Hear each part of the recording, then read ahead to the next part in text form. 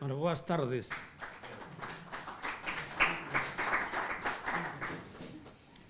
En primeiro lugar, quería decir que cando me chamaron para que presentara Francisco Campos, do que había xa moitos anos que non nos veíamos, pois levei unha sorpresa, non? Porque era un acto organizado pola Asociación da Prensa de Lugo e eu pensaba que o máis acaído era que fora un dos compañeiros lucenses os que fixeran a presentación.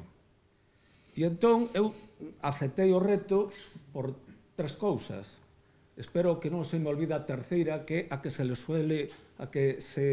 lles olvida aos políticos cando interveñen. A primeira, porque entre os defectos que teño, que son moitos, pois teño o de non saber dicir que non. Cóstame moitísimo traballo decir que non. E por eso, cando o presidente da asociación, Benigno Lázaro, me pidiu que fixera a túa presentación, pois dixenlle que sí. A segunda, porque Francisco Campos e non quixera utilizar esta palabra de vello, porque hoxe as palabras sabedes que teñen un significado distinto ao que tiñan habitualmente. Pero neste caso, eu vou dicir que é un antigo coñecido. Nada menos que 40 anos hai que nos coñecemos. Xa choveu. E foi alá polo ano 1972, cando eu estando na Escola de Enxeñeiros Agrícolas, fundamos unha revista que se chamaba Fronte e Cocote. Unha revista que, aínda que foron poucos os números que saíron, 4, pois foi visto desde hoxe unha revista importante porque eran unhos tempos importantes. Eran os finales da ditadura de Franco e, por tanto, íbase a iniciar a transición. En aquela revista en que escribiron pois persoas como o presidente actual da Academia Gallega, Alonso Montero, ou Ramón Piñeiro, ou Ángel Fole, é dicir, persoas moi relacionadas ca cultura do país, co galeguismo. Incluso nesa revista se publicou por primeira vez as letanías de Galicia de Uxío Boneira, que foran prohibidas pola censura en 3 ocasións. Pois Francisco Campos tiña tamén unha sección, que era a da biblioteca, era a de comentar os libros. Daquela ainda eras estudiante, pero xa se vía que tiñas que a túa vocación era precisamente a de escribir e a do periodismo. E, bueno, licenciouse en periodismo en Madrid, na Universidade Autónoma, no ano 78, despois doutorouse en Santiago de Compostela no ano 93, e aí é onde empeza xa a súa carreira profesional. A segunda razón pola que, pois, digo a terceira, porque a segunda era precisamente esta de ser vello coñecido, a terceira é porque hoxe creo que xa non ocupas ningún cargo institucional. Bueno, é que se o ocupara seguramente eu xa non estaba aquí presentándote porque sobraría que non fixera seguramente, pero se o ocuparas eu tampouco o faría porque non me gusta estar, pois, digamos que ao lado dos que teñen o poder, aínda que o poder é efímero e seguramente por propia experiencia sabrás que sábese que un perdeu o poder cando deixa de soar o teléfono. Francisco Campos hoxe dedícase pois á súa cátedra na Facultade de Ciencias da Información de Santiago de Compostela, pero detrás pois ten unha longa trayectoria profesional, como sabemos todos os que estamos aquí. Empezou como delegado da Voz de Galicia en Lugo, pasou despois a dirixir o diario La Región de Ourense, a continuación pasou á Axencia Galega de Noticias, dai a Compañía de Radio Televisión e hasta o 2005, se mal non recordo, e agora pois está dedicado á investigación. A investigación nunhos temas que lle preocupan e que creo que nos preocupan a todos, que son moi de actualidade, que é o cambio mediático. A verdade é que os últimos 20-25 anos do século XX foron dunhos cambios vertixinosos, non? É dicir, empezando polos teléfonos móviles, que aínda recordamos cando había que atender recomendacións para que a Telefónica che puxera un teléfono nunha aldea e hoxe vas a unha tenda e o compras. A revolución que supuxo o tema de internet. A min contábame un profesional, non, pois fíxate, agora hai un sistema que ti tes un libro e mándalo a Barcelona e xa che mandan as correccións, bueno, pois a través do ordenador. Aquilo era alucinante. E, sin embargo, pois eso hoxe é unha cousa habitual e que facemos todos os días. Bueno, pois, é autor de moitas publicacións, pero os seus últimos traballos están relacionados co cambio mediático.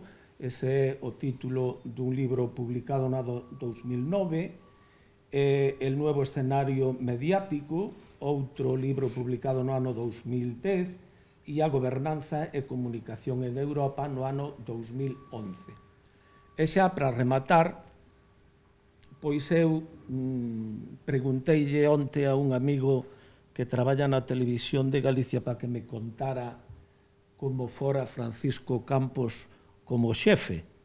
E entón eu anotei o que me dixo e como o definiu: recto, serio, seco, de poucas palabras pero bo xestor. Así que este é Francisco Campos. Moitas gracias. Hoxe vamos a falar de outro tema, aínda que do mismo tema. Vamos a falar da televisión pública.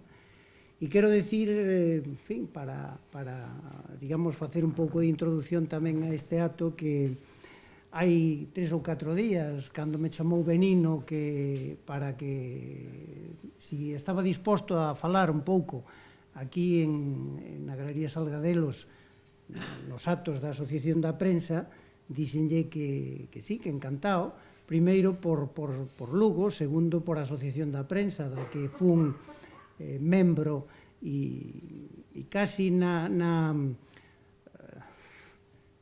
casi me sinto membro. O que pasa é que, por algunha razón, preguntaba eu si seguía sendo membro, porque se seguía sendo membro non estaba o día nas cuotas, porque non mas pasaron, e que non foi porque me dera de baixa, sino porque me deron de baixa, seguramente porque non me pasaron a cobrar as cuotas. E, bueno, en calquer caso, o meu reconocemento e o meu cariño para a Asociación da Prensa, sin dúda de ninguna clase, para os colegas cos que traballei bastantes anos nesta cidade. E tamén é un entrañable recordo o que Adolfo de Abel me facía, porque efectivamente cando entrou pola porta e nos vimos, pois eu pensei efectivamente en Fronte en Cocote, que era unha das primeiras publicacións nas que empecé a escribir cando estaba estudiando sexto de bachillerato no Instituto Masculino de Lugo. Efectivamente, escribí unha sección sobre comentarios de libros, de publicacións de libros, que era unha forma atractiva, primeiro, de explayarme nas lecturas que tiña, e tamén unha forma de ter acceso a moitas publicacións, algunhas delas que non había nas librerías aquí de Lugo. O sea, que tamén, nese sentido, era, digamos, instrutivo para min ese exercicio de comentario desos libros. Por tanto, el se acordaba, ten boa memoria, sin duda de ninguna clase, como historiador, e eu tamén me lembraba, efectivamente, desas primeiras publicacións, desa publicación en concreto a que el facía alusión. Bueno, e xa entrando, agradecerlles a todos os que están aquí, para min unha sorpresa que, en fin, que se xunte tanta xente nun acto de Santiago de Compostela, e hai algún colega por aquí atrás que estou seguro que coincide comigo que non se xunta tanta xente en algún acto en Santiago de Compostela. Non vou dicir político ou non político. Entonces, pois, gratitude tamén e reconocemento para as persoas que están aquí, agradecerlles que esteñan aquí.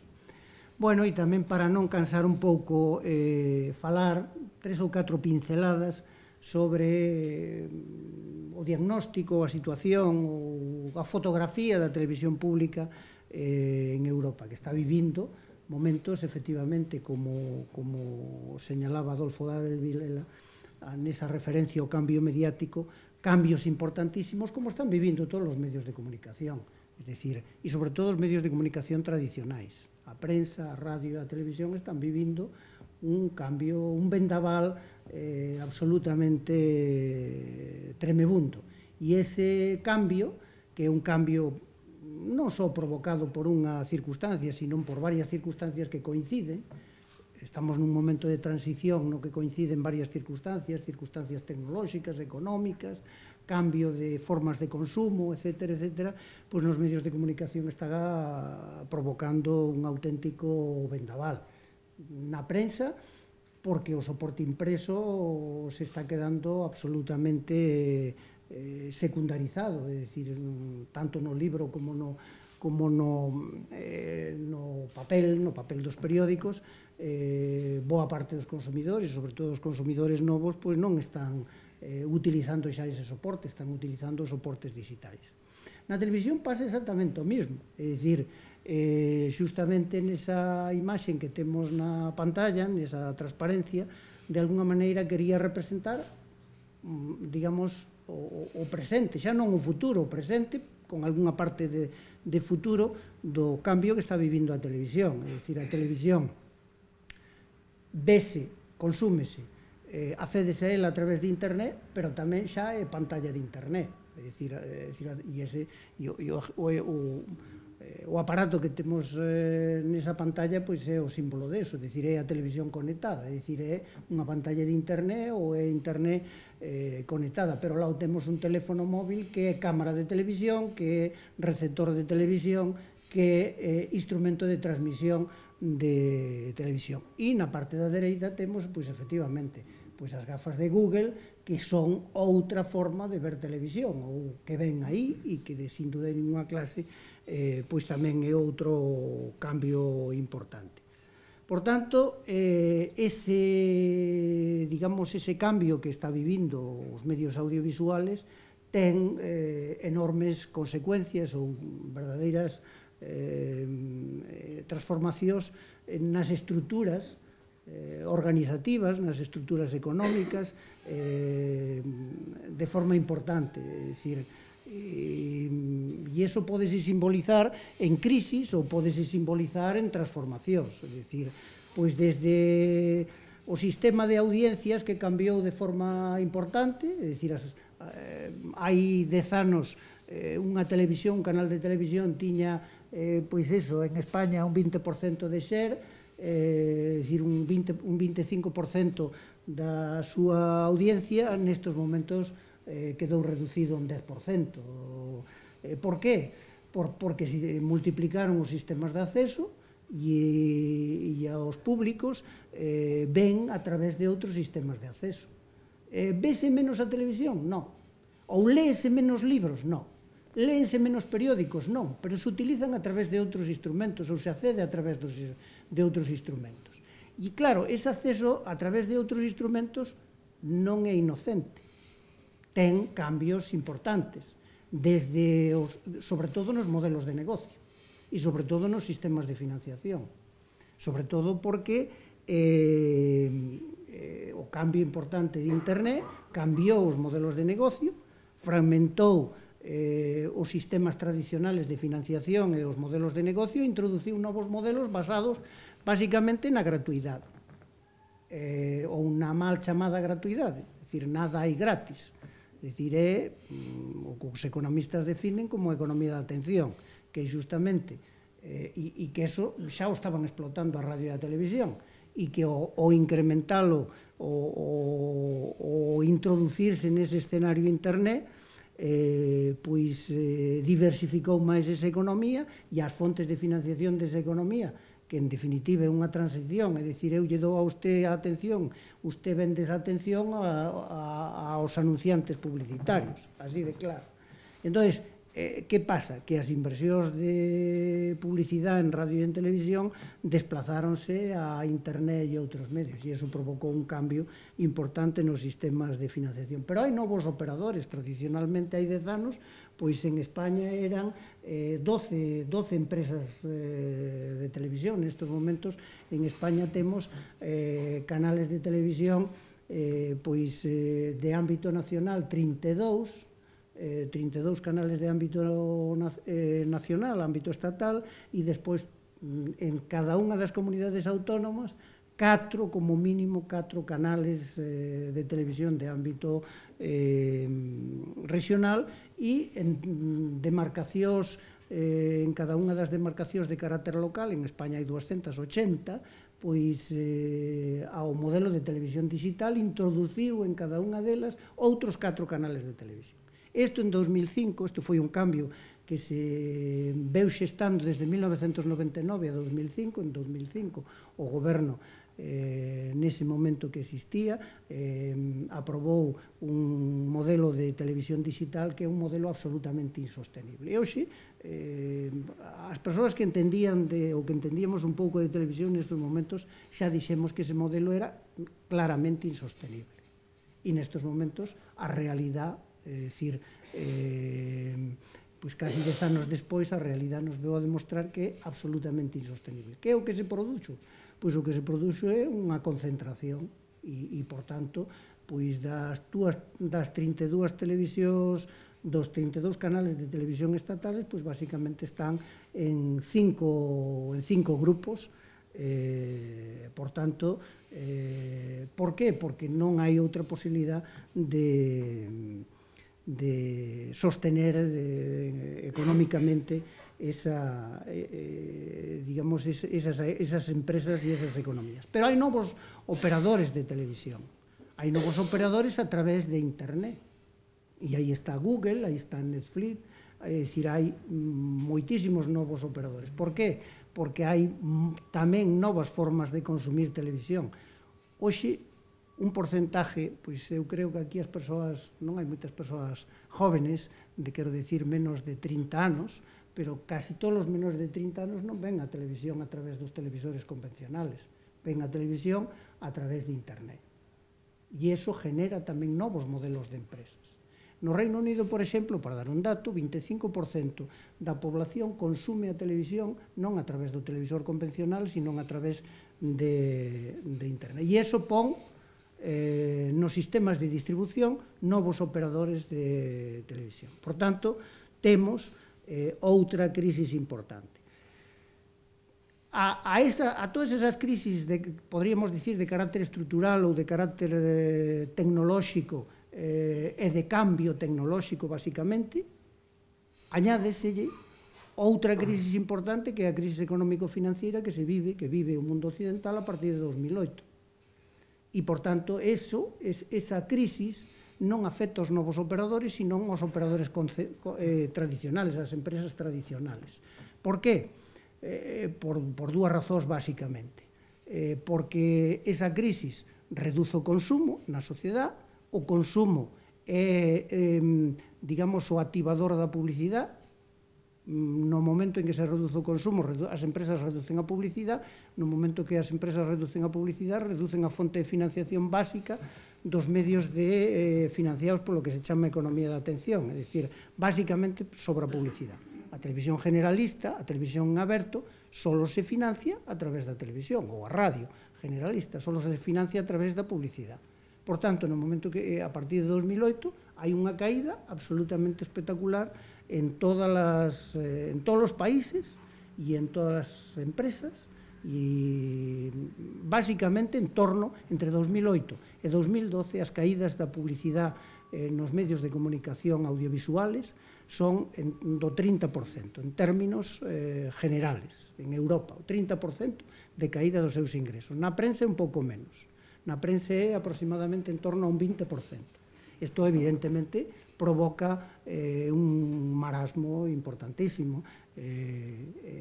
Pero, ademais, hai outra consecuencia desa crisis, que é casi todas as empresas, ou un volumen importante de empresas audiovisuales, como consecuencia do cambio tecnolóxico que se estaba vivindo, que intuían, habían asumido inversións moi altas, inversións económicas moi altas.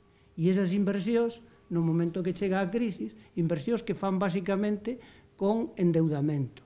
E esas inversións que as empresas, cando chega a crisis, pois ese endeudamento coloca as empresas nunha situación absolutamente insostenible. O exemplo máis evidente en España é o Grupo Prisa. É dicir, o Grupo Prisa en 2007 fai unha OPA, fai unha oferta pública de accións para comprar Canal Plus, para comprar o 100% das accións de Canal Plus. E un ano despois resulta que se ten o 100% de Canal Plus, pero unha deuda de 5.000 millóns de euros. Por tanto, e é con unha caída de inversións publicitarias absolutamente grandes. E no caso de Canal Plus, que é a outra parte, a outra pata do modelo de negocio da televisión, a televisión de pago, os consumidores, os fogares, ao ter menos recursos económicos, tamén se dan de baixa de formas importantes dos paquetes de televisión. Por tanto, eso lle obliga ao Grupo Prisa a ter que facer operacións de reventa das súas accións para resolver e refinanciar a súa deuda cos bancos de forma importante. Como, ademais, boa parte dos grandes grupos audiovisuales cotizan en bolsa, as accións de todos os grupos audiovisuales e casi de todas as empresas en general, que tiñan forte apalancamento, que tiñan forte deuda, pois caen espectacularmente. Nosotros fixemos unha investigación no noso grupo de investigación sobre a cotización en bolsa dos grupos mediáticos en Europa. En Europa hai aproximadamente uns 80 grupos de medios de comunicación que cotizan en bolsa. Entre 2008 e 2012, o valor das súas accións en términos medios caeu un 80%. Por tanto, hai unha descapitalización absolutamente brutal. Isto polo que se refire ao que é o panorama no que se move a televisión pública. Claro, estamos falando de Europa e estamos falando onde conviven dous modelos de televisión ou dous modelos económicos de televisión, un modelo privado, modelo de televisión privada, un modelo de audiovisual privado e un modelo de televisión pública. A televisión en Europa nace como televisión pública. É dicir, en Europa vamos dentro de poucos anos, en 2022 concretamente, a BBC celebra, que é a primeira televisión pública en Europa, celebra o seu primeiro centenario. Por tanto, en Europa, en casi todos os países, a televisión, a diferencia de Estados Unidos, a diferencia de Norteamérica, a televisión nace pública. E nos anos 80 empeza a haber unha liberalización dos modelos de televisión públicos e empeza a entrar a competencia privada. E isto, ademais, forma parte dunha das estrategias da Unión Europea, do mercado común, que é, digamos, e ademais hai unha regulación, hai unha directiva que se chama precisamente así, Directiva de Televisión Sin Fronteiras, que é de 1989, e que para facer un mercado, digamos, sin fronteiras, para facer un mercado único, para facer un mercado europeo, se introduce a competencia no sector audiovisual. Principios dos anos 80, os estados empezan a privatizar unha parte dos seus modelos de televisión e entran a competir grupos económicos nese sector. E, por tanto, desde os anos 80 a televisión en Europa ten que acostumbrarse a convivir, a televisión pública ten que acostumbrarse a convivir coa televisión privada. Por tanto, a día de hoxe, e basicamente dos anos 80, falamos de que Europa é un modelo dual no que conviven dous tipos, a televisión privada e a televisión pública. Por tanto, a televisión pública, que hasta os anos 80 se financiaba basicamente con recursos dos estados, recursos subvencións ou impostos pagados polos cidadáns, e con publicidade, a partir dos anos 80, empeza a sufrir a primeira crisis importante de financiación e que, de alguna maneira, marca, digamos, o inicio da crisis que continúa a día de hoxe. Sin embargo, ese modelo dual, e eu creo que as políticas europeas se vanaglorian deste tema, de que o modelo dual é un modelo compensatorio, é dicir, é un modelo de alguna maneira necesario e positivo, porque, digamos, compensa o que podríamos chamar, o que os economistas chaman as externalidades negativas dos monopolios ou digamos, do sector privado cando actúa de forma monopolística. E no sector audiovisual hai unha tendencia á concentración, e para que esa tendencia, para compensar esa tendencia a evitar a concentración, os estados ou as políticas europeas tratan de preservar a televisión pública. E, por tanto, asignándolle un papel que se define como o servicio esencial para a comunidade, para a cohesión democrática, para difundir a identidade e a diversidade cultural, impulsando a sociedade de información, o pluralismo e a participación e garantizando a accesibilidade xeral. Esos principios son basicamente dun acordo de ámbito europeo, que é o Tratado de Ámsterdam de 1997. Entre os anos 80 e o ano 1900, en realidad aprobouse en 1995, pero foi publicado en 1997. Hai un gran debate en Europa, basicamente dos grupos audiovisuales privados que empezaban a ter, digamos, moita forza e que, de alguna maneira, denuncian e atacan de forma importante a televisión pública e poñenlle varias denuncias ante o Tribunal de Defensa da Competencia por os seus modelos de financiación. É dicir, porque consideran ou atacan ou decían as televisións privadas que con recursos públicos a televisión pública facía competencia desleal. Por tanto, os estados, para de alguma maneira cenjar, e en toda a década dos 90, hasta mediados da década dos 90, hai varios xuicios, o sea, varios pleitos no Tribunal de Luxemburgo, e para, digamos, os estados, para limitar ese risco importante de que houbera unha sentencia contraria, no protocolo de Ámsterdam, é un anexo ao Tratado de Ámsterdam, se acorda que a financiación da televisión pública é lícita sempre e cando se cumplan esas tres condicións básicas: que non drene a competencia, é dicir, que non faga competencia desleal, que sirva para garantizar o pluralismo cultural e democrático, e que teña nos seus órganos de xestión, nos seus órganos de gobernancia, que haxa representación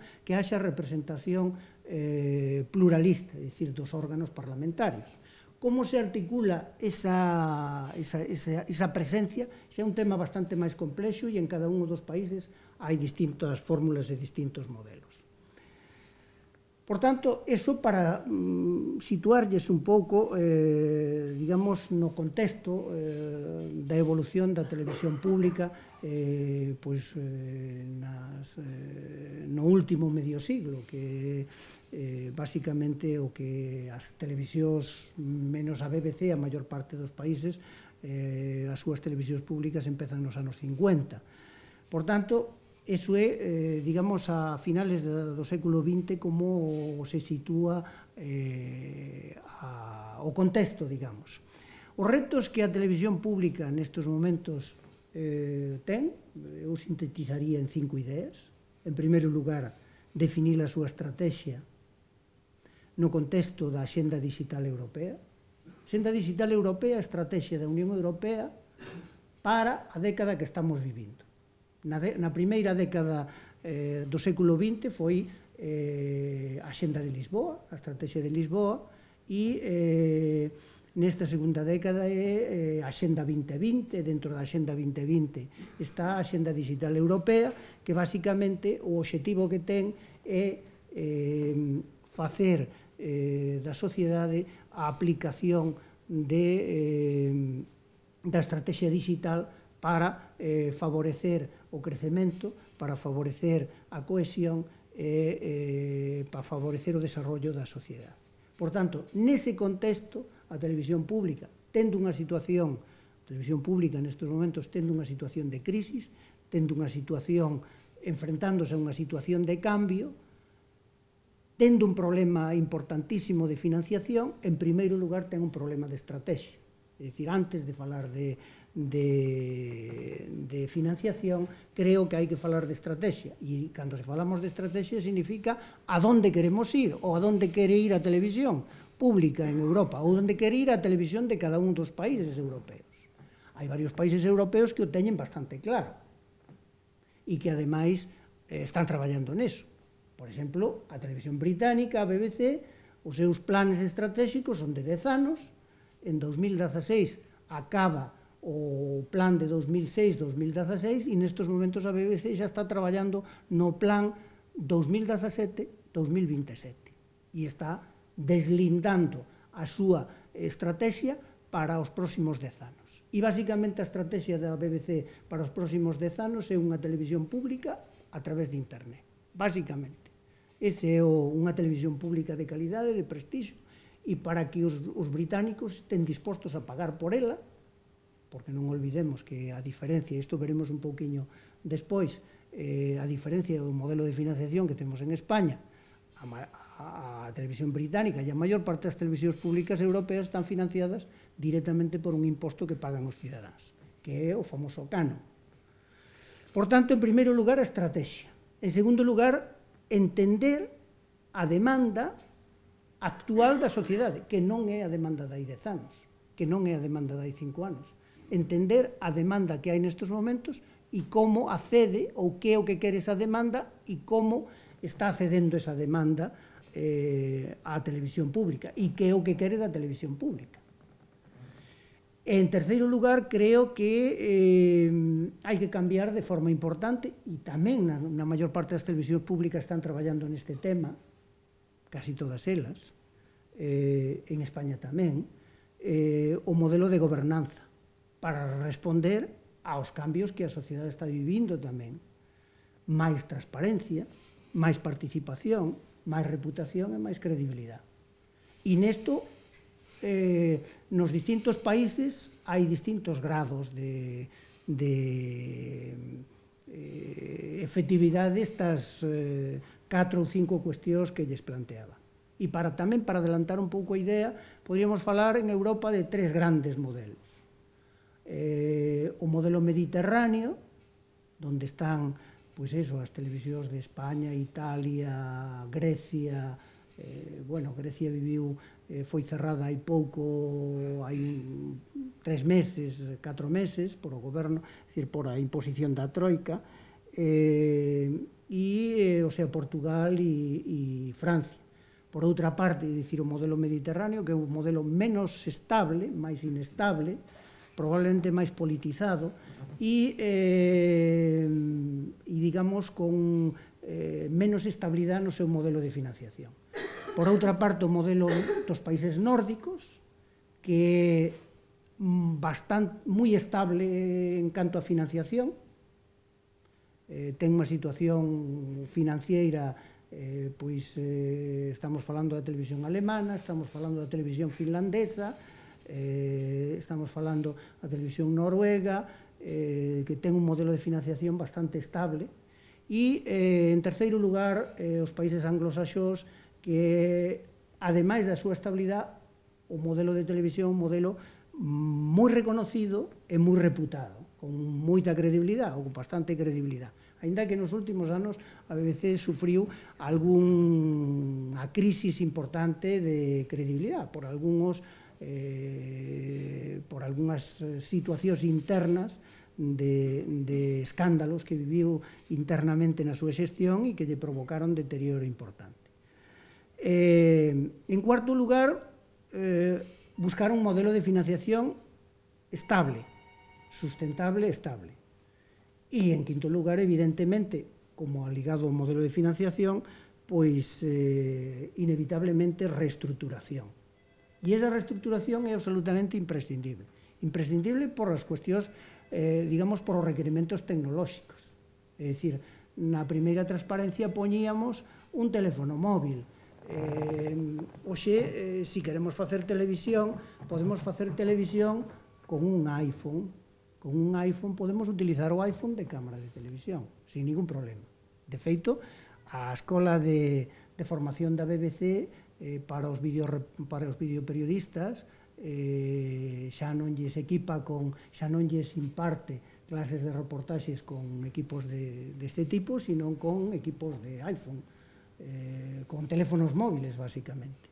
Por tanto, primeiro, por adaptación ao cambio tecnolóxico. En segundo lugar, adaptación aos cambios de consumo dos usuarios. Non é o mesmo consumir, non é o mesmo facer televisión para consumir por internet que facer televisión para consumir a través de unha pantalla de alta definición. As narrativas son distintas. Por tanto, é necesario eso nas estruturas organizativas de casi todas as televisións europeas estabilizadas hai 20 anos, con equipos humanos difíciles de renovar e difíciles de adaptar. Por tanto, esa reestructuración non é unha tarea fácil, pero é necesaria. E, desde logo, quen non o faga, pois quedarase absolutamente obsoleto. Vendo un pouco por dar algúns detalles de carácter económico, a televisión pública, nesos anos de crisis ou nesos anos da crisis, aí temos un pouco a evolución das televisións públicas. Como vemos, a crisis tamén lle afectou de forma importante, incluso pois nas televisións máis consolidadas, BBC, as dúas televisións públicas alemanas, etc. Aí temos pois os 6 anos de estadística como os presupostos apenas creceron de forma importante, desde logo moi por debaixo da inflación. E en España tamén de forma importante os presupostos baixaron.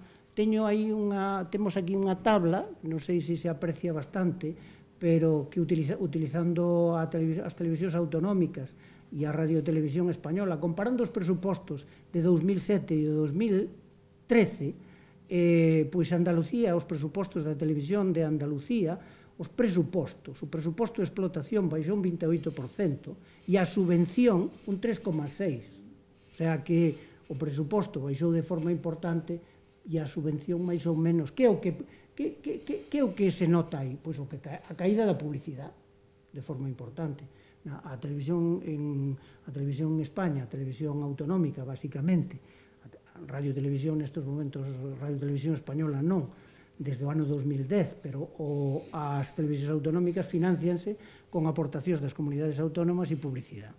Por tanto, o impacto nos seus presupostos o que se note a caída da publicidade. En Cataluña, o presuposto baixou un 21,3% nesos anos, sin embargo, a subvención da comunidade autónoma aumentou un 20%. En Madrid baixou un 38%, en Valencia un 50%, e a subvención a caída dun 47%.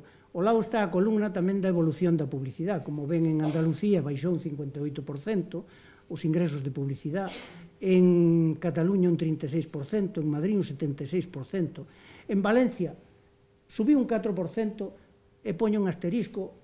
A día de hoxe xa se sabe que isto é mentira.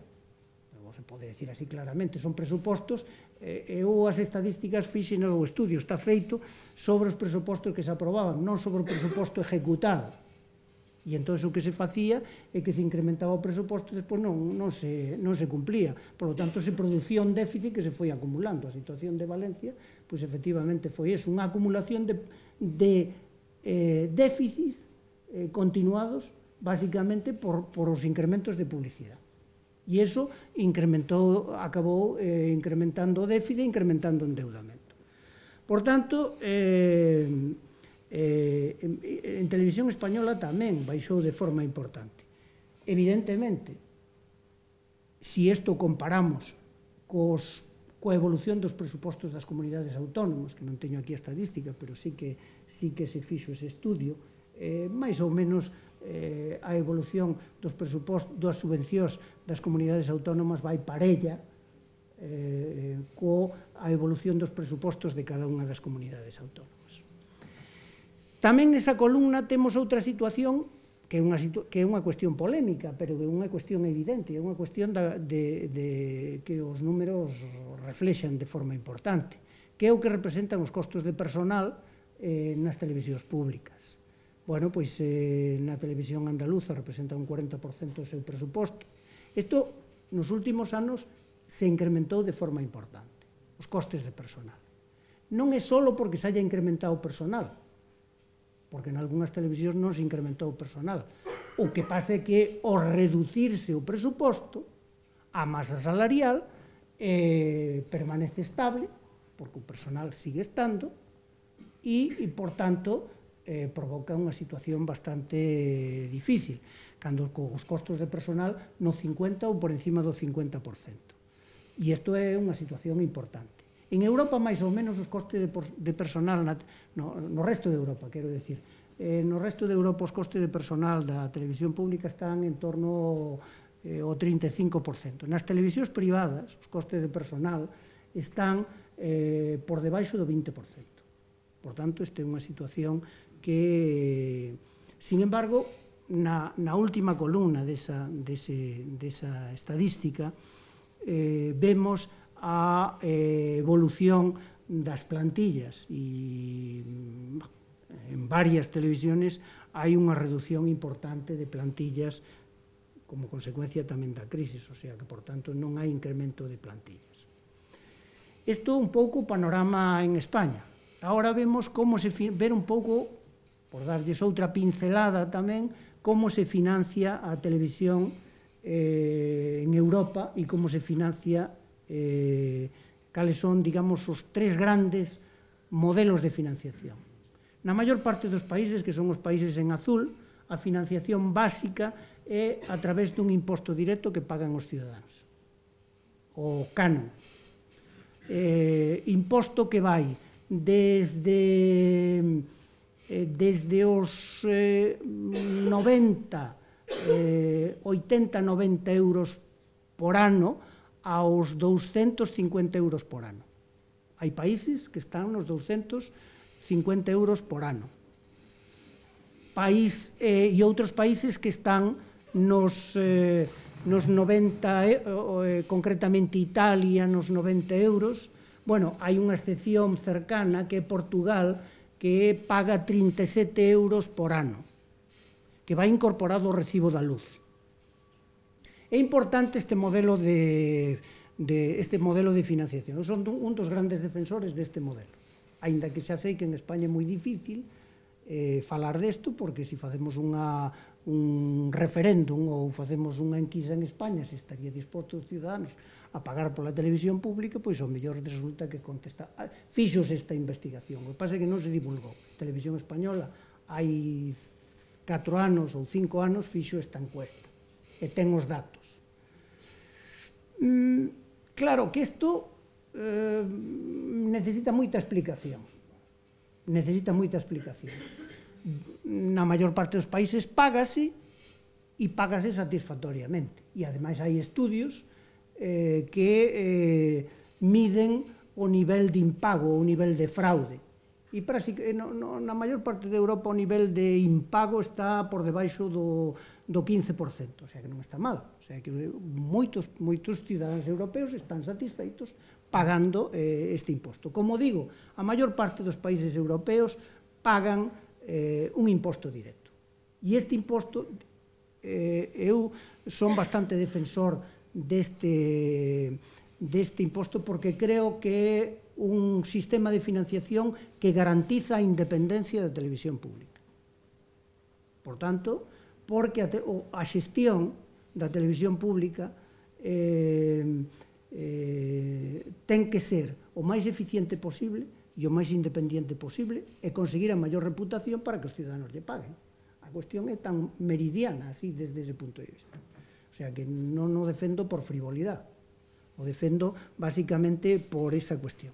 Como ven, hai outra serie de países, entre eles España, donde a financiación basicamente é a través de subvención directa dos estados ou das comunidades autónomas e, nalgúns casos, complementada con publicidade.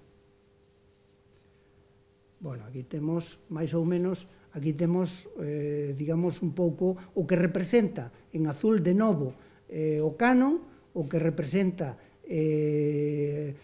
fondos públicos, o que representa a publicidade e outros sistemas de financiación. O sea que, basicamente, somos un caso en financiación atípico neste asunto. E isto provoca situacións que cando hai crisis importantes e hai caídas de publicidade como houve nestes 5 últimos anos, a televisión dos países mediterráneos, que é a máis inestable en financiación, que é a que ten o imposto directo menos baixo, ou en algúns casos non o ten, é a que sofre máis. Porque os británicos, os finlandeses,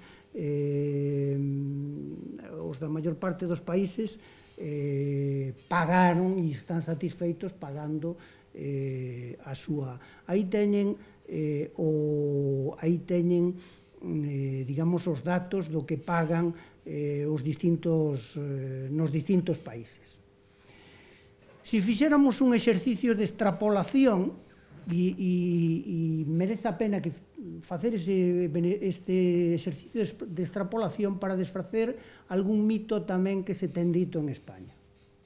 A televisión pública en España non é probablemente das máis baratas de Europa.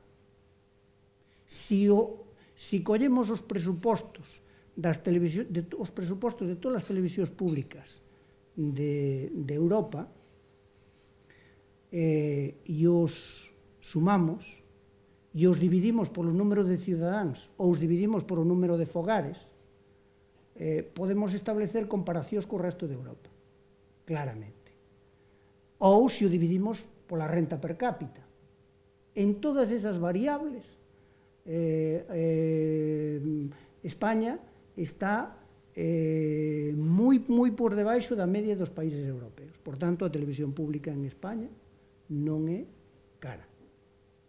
Outra cousa é que sea eficiente, outra cousa é que satisfaga os cidadáns, outra cousa é que cumpla os obxectivos que debe cumplir a televisión pública. Desde o punto de vista de financiación, a televisión pública en España non é das máis caras. Se fixéramos esa extrapolación e aplicáramos en España, digamos, un imposto, un canon, resulta que para pagar Radio Televisión Española, mas para pagar as televisións autonómicas todas, necesitaríamos un imposto aproximadamente de en torno a 130 euros por fogar en España. 130 euros por fogar. Por tanto, isto sería, e por tanto, é moi por debaixo da media, a media europea está en 165 euros por fogar. Hai que tamén facer unha matización, porque isto, os teóricos, os que estudiaron digamos, o sistema de financiación están cuestionando isto, porque dicen, bueno, e como se vai a pagar a televisión? Este modelo de canon por fogar, dicir, na maior parte dos países o imposto é por fogar. E entón hai quen cuestiona e dice, se a televisión xa non se ve nos fogares, se a televisión xa non se ve nos nos televisores, non ten moito sentido que haxa un imposto por fogar. E hai algúns países que xa cambiaron isto. Finlandia, por exemplo, este ano, en 2013, cambiou o sistema de pago por fogar e aplica un pago por cidadán, que é aproximadamente entre 50 e 150 euros por cidadán. E digo 50 por 150 euros porque vai en función da renta. É dicir, con un porcentaje importante de exencións, é dicir, parados, xubilados, etc. Por tanto, noutra serie de países, noutros países, síguese mantendo o imposto por fogar, pero se paga non só por televisor, sino que tamén se paga por ver a televisión a través de internet e a través de teléfonos móviles. O sea, as legislacións nos últimos 3-5 anos cambiaron nese sentido e incluyen todos esos sistemas de financiación. Por tanto, digamos, ese o panorama en canto á financiación. E xa para ir rematando, porque non quero estenderme moito neste tema, algunhas reflexións en relación, digamos, esa proposta que planteaba no título sobre o futuro. Evidentemente, o futuro vai ligado a esos 5 retos que eu planteaba anteriormente, é dicir, estrategia, e esa estrategia inevitablemente, se estamos falando de televisión pública, ten que ir ligada ás leyes, ten que ir ligada ás políticas públicas, e as políticas públicas no ámbito da Unión Europea van marcadas a 3 niveles, é dicir, hai unha política de carácter europeo que o marca a propia Unión Europea, hai para todo o sector audiovisual. O sector audiovisual é un sector regulado, como moitos sectores, pero basicamente por 2 razóns: por a súa trascendencia económica e por a súa trascendencia social. Por tanto, é evidente que ten un valor social e que ten un valor económico. E, por tanto, esa regulación non só en canto ás cuestións referidas á competencia, sino referidas ás cuestións relacionadas coa democracia e o pluralismo, ben marcada tamén pola Unión Europea. E despois, a Unión Europea lle dá competencias aos Estados para que no seu ámbito, sin transgredir o marco de carácter europeo, apliquen esas políticas nos seus respectivos Estados. E todavía queda un terceiro nivel en Estados donde hai unha pluralidade cultural e lingüística, como é como pode ser varios Estados europeos, entre eles España, pero temos Bélgica, temos Holanda, temos Italia, donde hai canales de televisión nas distintas lenguas e para as distintas culturas, e, por tanto, esa estrategia ten que ir ligada a esas políticas. A financiación, evidentemente, ten que a televisión pública para os próximos, para ese escenario que podríamos señalar en 10 anos ou que podríamos señalar en 5 anos, ten que ser digamos, ten que ser unhas estrategias de estabilización ou máis estables do que son, sobre todo nos países mediterráneos. E por que son tan inestables tamén nos países mediterráneos? Básicamente, e esta é unha opinión personalísima miña, que vai moi ligada ao modelo de financiación. Se o modelo de financiación é subvención directa, como é o caso de España, aínda que as legislacións, porque a lei de radiotelevisión española e a lei das televisións autonómicas, todas elas falan, todas elas incluyen 2 cuestións importantes que non se están cumplindo. E non se están cumplindo porque é moi difícil cumplilas. Unha delas establecen algo que se chama unha cousa que se chama mandato marco, que é un mandato marco para 9 ou 10 anos, e un contrato programa. E E esos mandatos que establecen a lei son sistemas de estabilización, básicamente de carácter económico, de carácter estratégico. Pero é moi difícil estabilizarlos porque, como van ligados a un sistema de financiación dos Estados, o sistema de financiación dos Estados basicamente son con presupostos anuales. Por tanto, é moi difícil ligar, e eu sei, en algunha, en fin, isto é unha anécdota, así, eu recordo que cando estaba na televisión preguntaba yo ao conselleiro de Economía como iban ser as súas proyeccións para os 2 próximos 3 anos e se quedaba un pouco sorprendido, casi ríndose para min, porque decía, eu que sei, como van a ser? Claro, este problema non o ten a BBC, este problema non ten as televisións alemanas, as televisións públicas alemanas. As televisións públicas alemanas ou as televisións públicas ou a televisión británica está facendo proyeccións a 10 anos, porque ten, como calquera empresa, ten, digamos, un sistema de financiación moito máis estable. Por tanto, esa é outra das cuestións importantes e que non é fácil resolver, aínda que en España, no cambio, digamos, legislativo que se produciu nos últimos anos, se incorporaron algúns sistemas de financiación máis estables. Es decir, nestes momentos Radio Televisión Española financiase con unha aportación do Estado que non é mayoritaria, unha aportación do que se chaman canon radioeléctrico, que é un imposto que se paga, que pagan todos os operadores que utilizan o espectro radioeléctrico, é dicir, operadores de telefonía móvil, operadores de señales de satélite, etcétera, etcétera, e un imposto que pagan directamente as televisións comerciales. E agora se está empezando a introducir, estaba previsto na lei, o patrocinio, é dicir, o patrocinio de programas. O imposto do canon radioeléctrico é un imposto relativamente estable.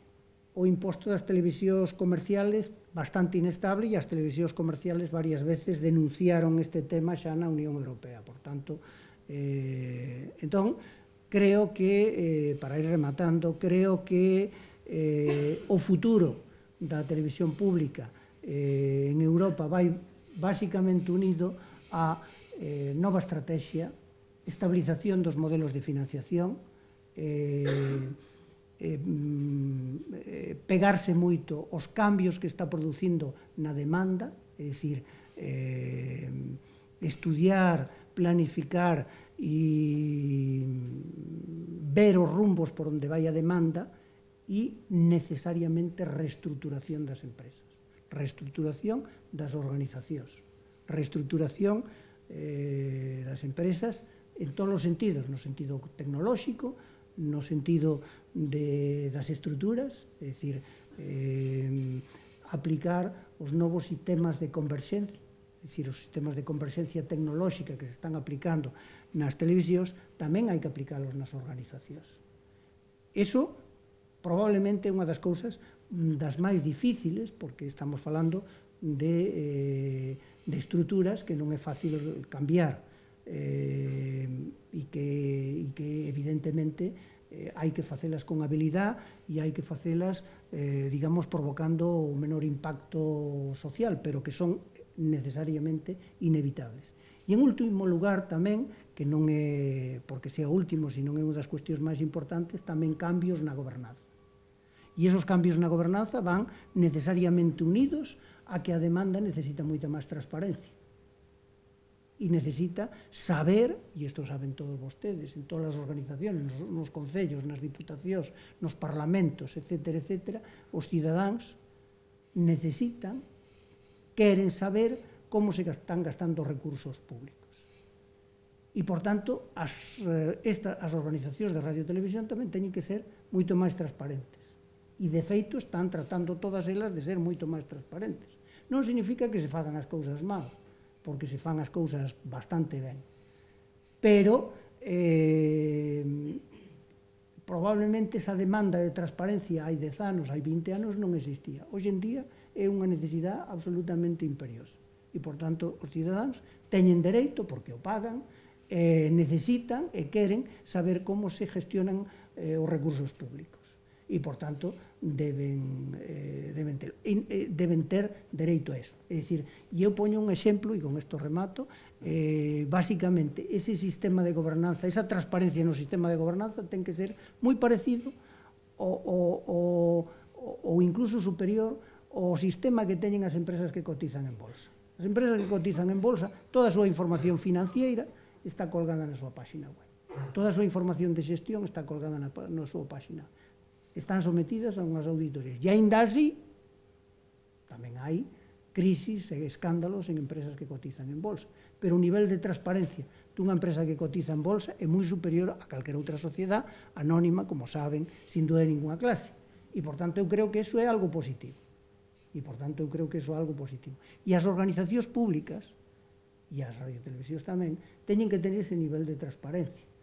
Porque ese nivel de transparencia lles axuda a ser máis eficientes e, por tanto, lles establece un diálogo moito máis intenso, e moito máis claro e moito máis efectivo con os seus accionistas, con todos os seus accionistas que son os cidadáns nunha televisión pública. Se todos pagamos a radiotelevisión pública, pois, polo tanto, temos dereito a eso e os xestores teñen ese deber e eu creo que a maior parte deles, ou casi todos eles, teñen isto absolutamente claro. E eu creo que nese sentido se están producindo avances e se van a producir máis nos próximos anos nese sentido.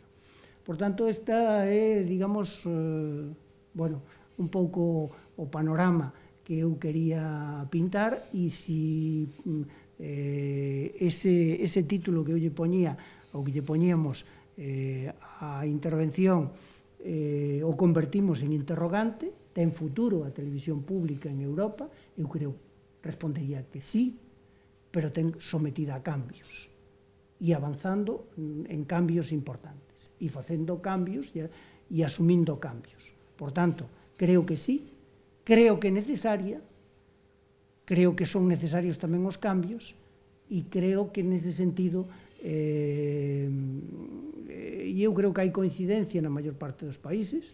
Sí que habrá reestructuracións, sí que habrá novos modelos de financiación, sí que habrá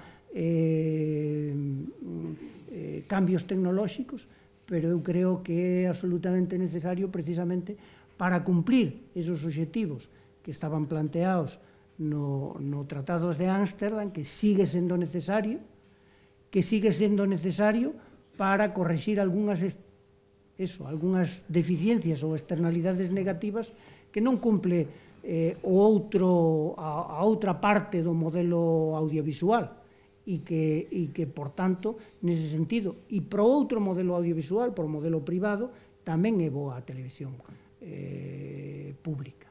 É dicir, se agora nestes momentos lle preguntáramos, e con isto remato, aos canales de televisión privadas, os canales de televisión privado en España, si queren que se privaticen televisións públicas, seguramente que todos eles contestan que non,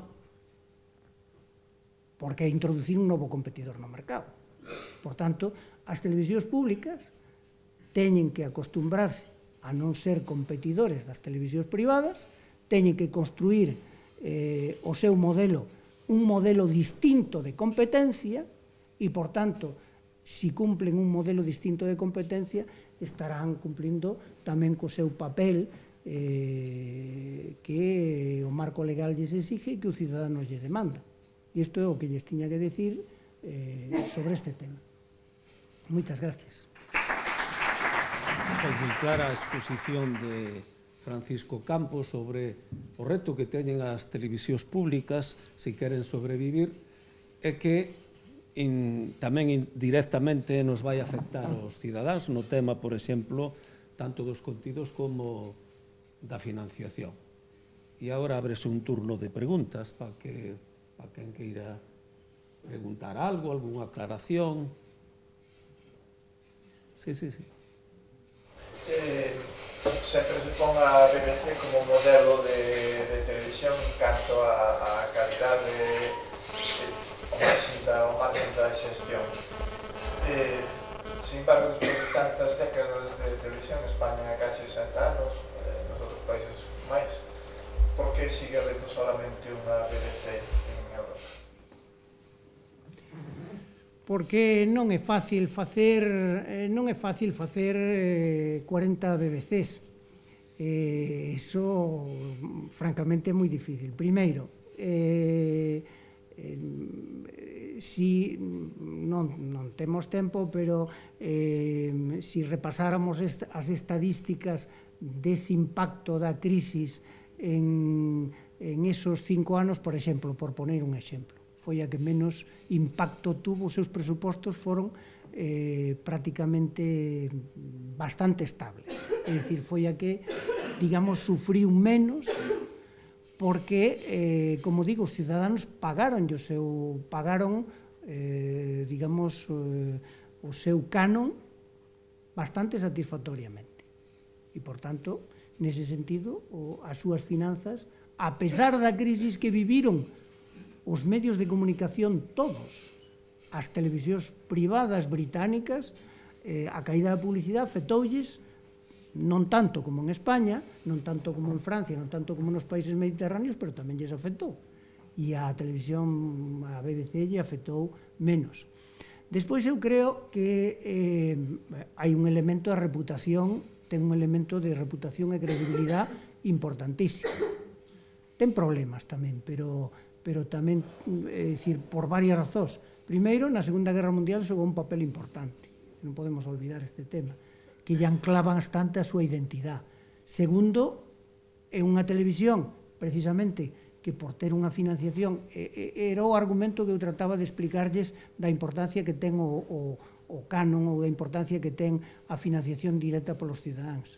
Os xestores da BBC están pensando sempre no cidadán cando fan as súas planificacións, porque é o que lles paga. Podríamos decir aquel que quen paga manda, non? Pero... Perdona, o gaiteiro toca o son de quen lle paga. Exactamente, pois falamos do gaiteiro. Entón, está pensando no cidadán.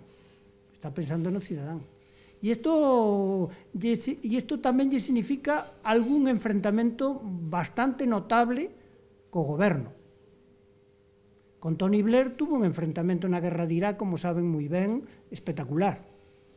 Ahora, nestes momentos, se ustedes leen a prensa británica, pois verán que o goberno de Cameron, o ministro de Cultura, que é o que ten as competencias nese, lle está mandando mensajes, mandando bastantes mensajes.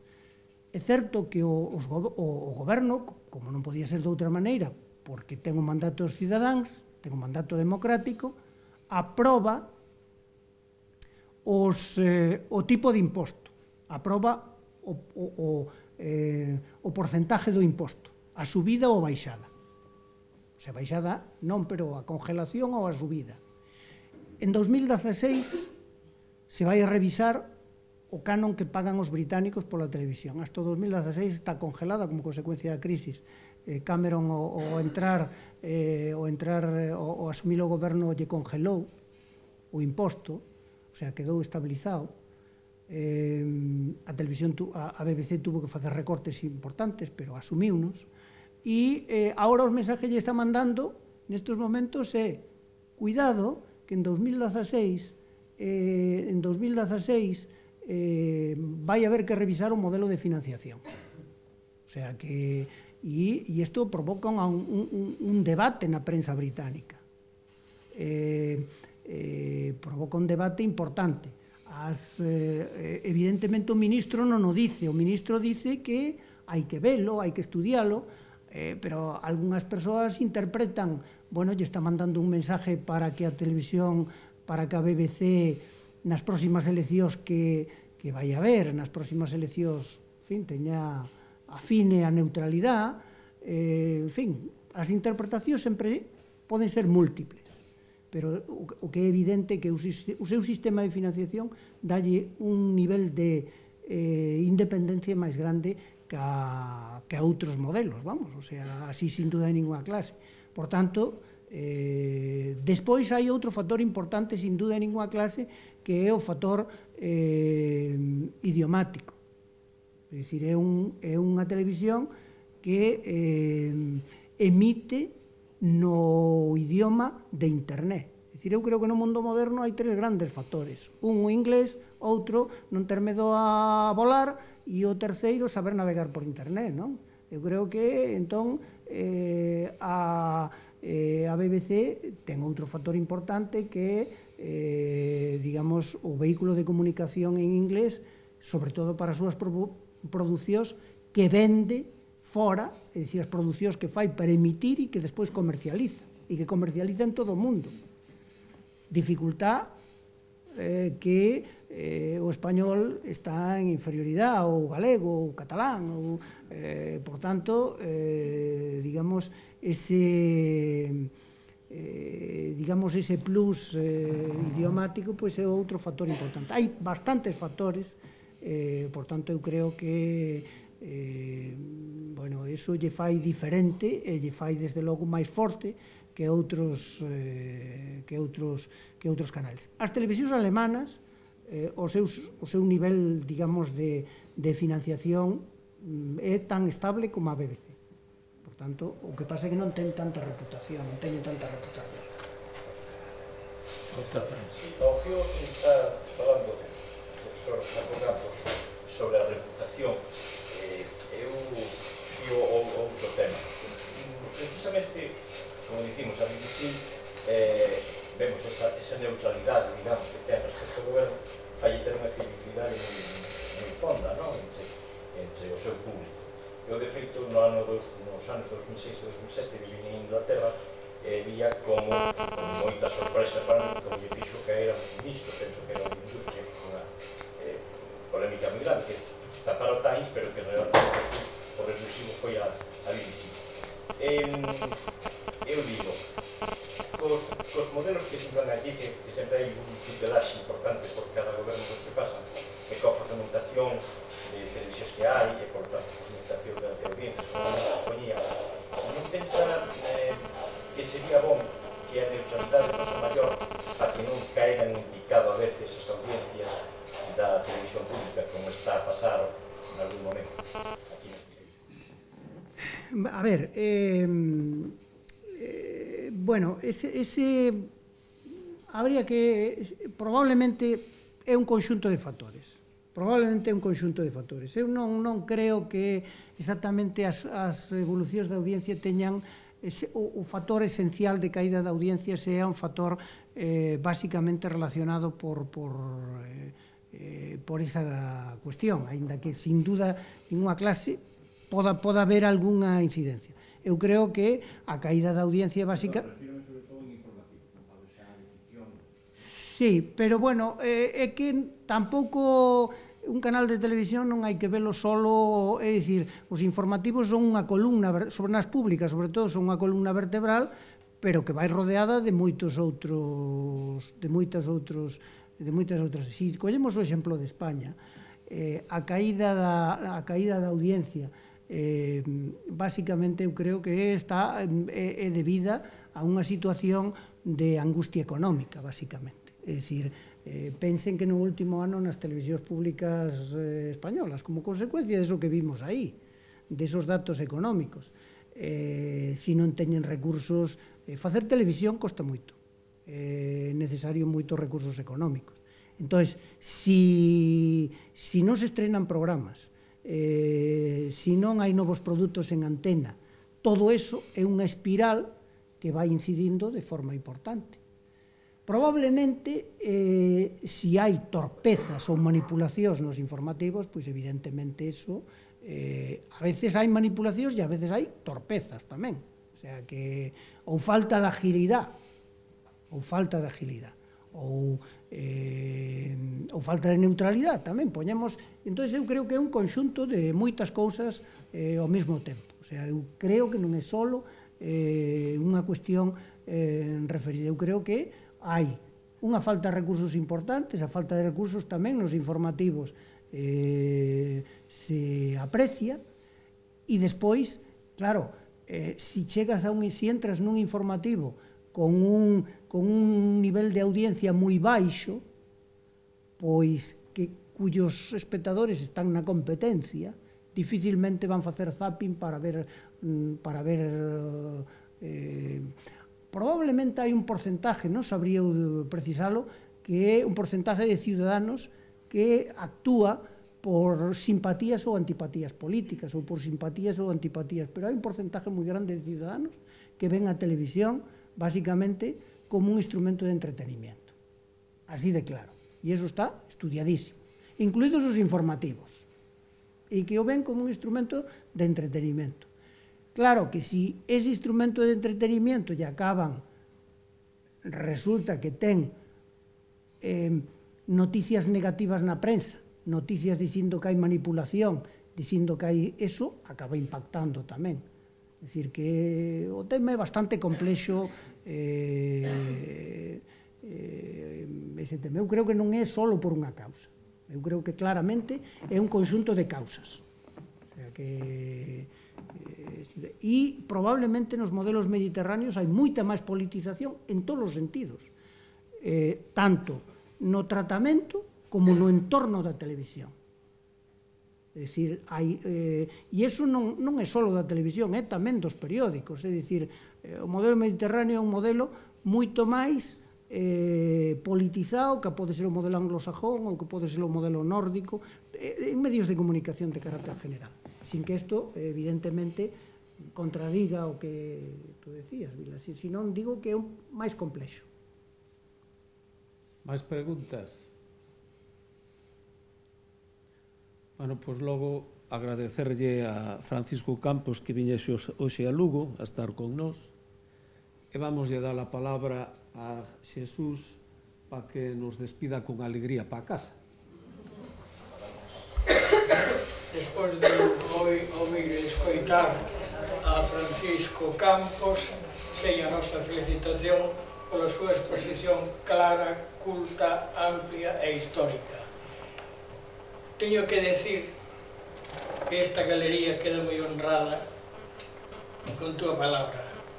E esta pequena tribuna, pequena e modesta tribuna, queda sempre a túa disposición. Estamos na arela de que pronto, axiña, moi axiña, estas necesidades que hoxe temos se calmen e que vexamos asomar xa as farturas que boa falta creo que nos van. Penso que a clase política actual nosa está en esa loita e con moi bon sentido para poder, en fin, chegar a bon fin. Todo isto é o que todos os españoles hoxe deseamos e por eso temos a confianza posta no noso goberno actual. Con todo isto, darlle as gracias por a súa presencia, a súa dedicada atención e a xentileza que tiveron asistindo a este acto. E agora penso e digo que debe podemos a crisis e que vivamos en paz. A todo isto, deixeme facerlles un pequeno consello. Non sei se chove, pero choverá. Non esquenza o paraguas e moi boas noites e feliz ano novo.